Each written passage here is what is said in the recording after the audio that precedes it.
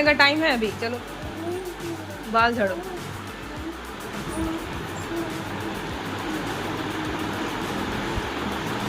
ये ले।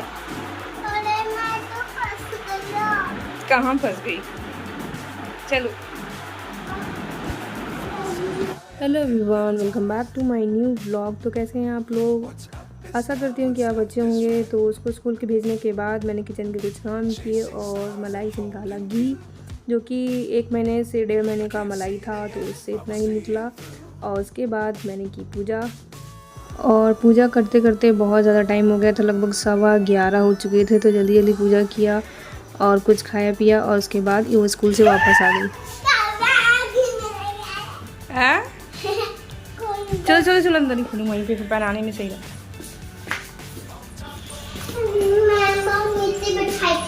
नीचे की बैठाई थी कंपटीशन कर रही। क्या था कंपटीशन? मैं तो ऊपर ले गई, नीचे ले आई, फिर ऊपर ले गई, फिर नीचे ले आई, फिर ऊपर ले गई। ये कैसा कंपटीशन था? अब उतार दो यहीं पे शूज। इसी को इधर ही टांग कर रखता हूँ। चलो आया मजा हाँ स्कूल में? हाँ, पत्थर चलाया, बाइक चलाया। बाइक? हाँ हाँ, बाइक भी देते। यदि सामान रखा तो नहीं दे रहा, तो साइकिल रहा था, बड़ा ट्रक आ गया था, मामने करेगा तो खुशी सब में। और उसके बाद मैंने उसको कुछ खिलाया पिलाया और फिर लंच बनाने लग गई। सोची जल्दी ही बन जाएगा, क्योंकि 12 तो बज ही चुके थे, 12:30 लगभग। और यहाँ मेरा लंच प्रिपेयर हो गया है। और लंच के साथ आज मैं बना रही थी ये इमली और पुदीने की चटनी, जो कि बहुत ही अच्छी लगती है। गर्मियों में पुदीना बहुत ही अच्छा होता है, तो उसी की चटनी बनाऊंगी। और दाल चावल वगैरह बन गया था।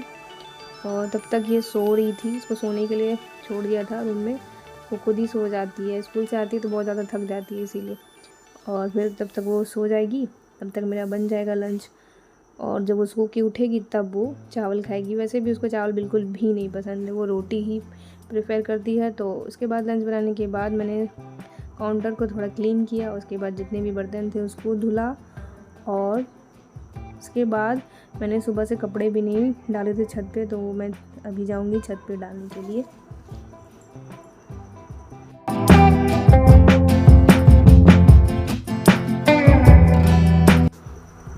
तो अभी मैं 1:30 बजे जाकर फ्री हुई हूँ पूरे काम से।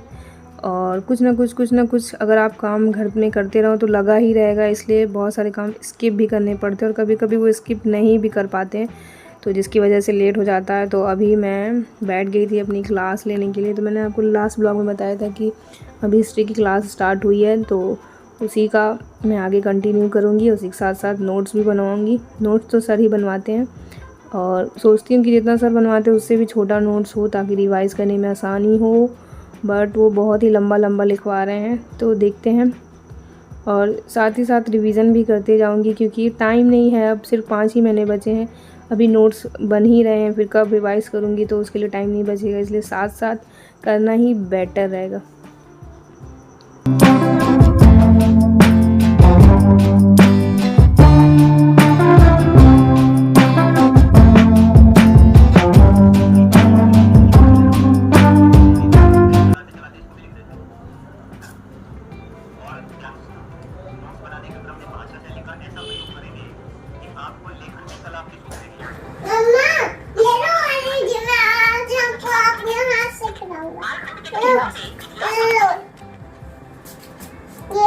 एक तो ना पूरा खाएंगे क्या? सिर्फ एक ही लेना है। ये खिला दो। ये खिला दो। Thank you. कालखंड के दृष्टिकोण से इतिहास का विभाजन 2 भागों में किया जाता है। 2 भागों में किया जाता है। और बताऊं नहीं मत। तो अभी आपने देखा कि वो मुझे ऑरेंज खिलाने आई थी, तो अब आप सोचेंगे तो वो भी सो रही थी। तो अभी 3:30 बज चुके हैं, वो उठ चुकी है। और उठने के बाद वो बाहर खेलने गई थी, और उसे याद आया कि चलो मुझे मतलब अपनी मम्मा को भी खिला देते हैं, तो फिर वो मुझे भी खिलाने आई थी। और उसके बाद मैं और भी क्लासेस कंटिन्यू करूँगी, और वो थोड़ी देर बाद फिर लेके आ गई।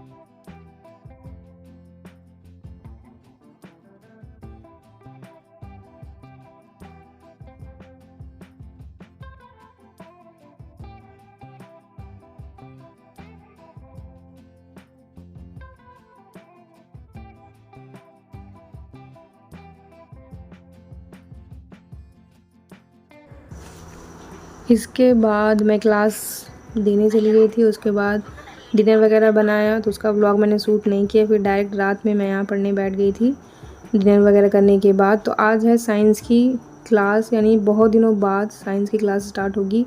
लगभग मेरे ख्याल से 2-3 महीने हो गए होंगे, तो उसके बाद स्टार्ट होने वाली है। पहले क्लासेस थी, 50% हुआ था साइंस का, और फिर मैंने किया और अभी मैं पानी लेने जा रही थी। मैं आपको टाइम भी दिखाऊंगी कि अभी कितने बज रहे हैं।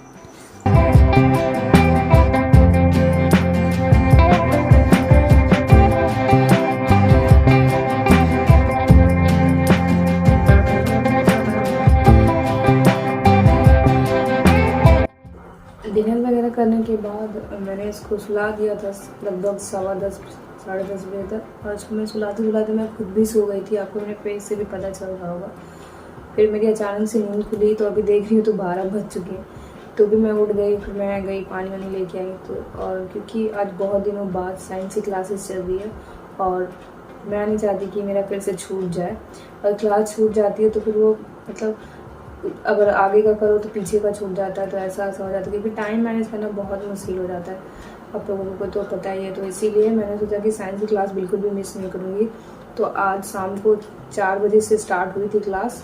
तो उस टाइम तो नहीं देख कर पाई क्योंकि मेरी क्लास मतलब मेरी कोचिंग रहती है, तो इसीलिए। तो अभी मैं करूँगी।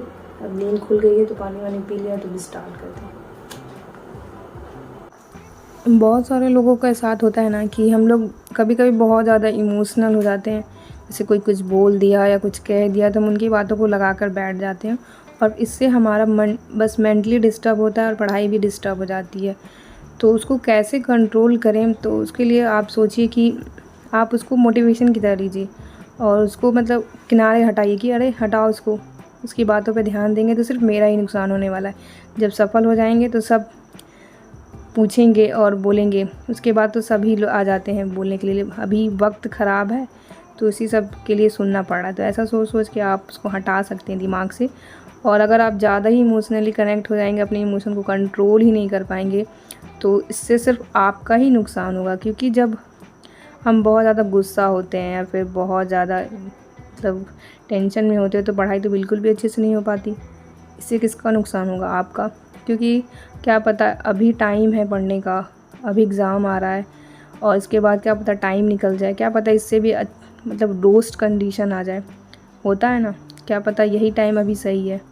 तो यही सब सोच कर पढ़ाई को करिए और अपने इमोशंस को साइड में रखिए। क्योंकि जब आप एक बार सक्सेसफुल हो जाएंगे ना, तो आपके चाहने वाले भी बढ़ जाएंगे और आपके फॉलोवर्स भी बढ़ जाएंगे। क्योंकि होता है ना, जब हम गुस्सा होते हैं तो खाना बनाना तो छोड़ते नहीं, खाना भी नहीं छोड़ते। हाँ मान लेते खाना छोड़ दिया एक रात, और सारे काम भी करते हैं, फिर पढ़ाई क्यों नहीं करते? पढ़ाई में क्यों इतना इमोशनली हो जाते हैं कि हाँ मैं गुस्सा हूँ या मैं इमोशनली वो हूँ, हर्ट हो गई हूँ या फिर कुछ हो गया है। वो सब में तो नहीं छोड़ते, खाना भी बनाते हैं, सारे काम भी करते हैं, तो पढ़ाई क्यों ना करें? तो इसी सब थॉट के साथ आप अपनी स्टडी कर सकते हैं। और मुझे पता है कि ये कहना बहुत आसान होता है लेकिन करना उतना ही मुश्किल। लेकिन अगर आप चाहेंगे तो कर भी पाएंगे, और ऐसा मेरे साथ भी बहुत बार हुआ है।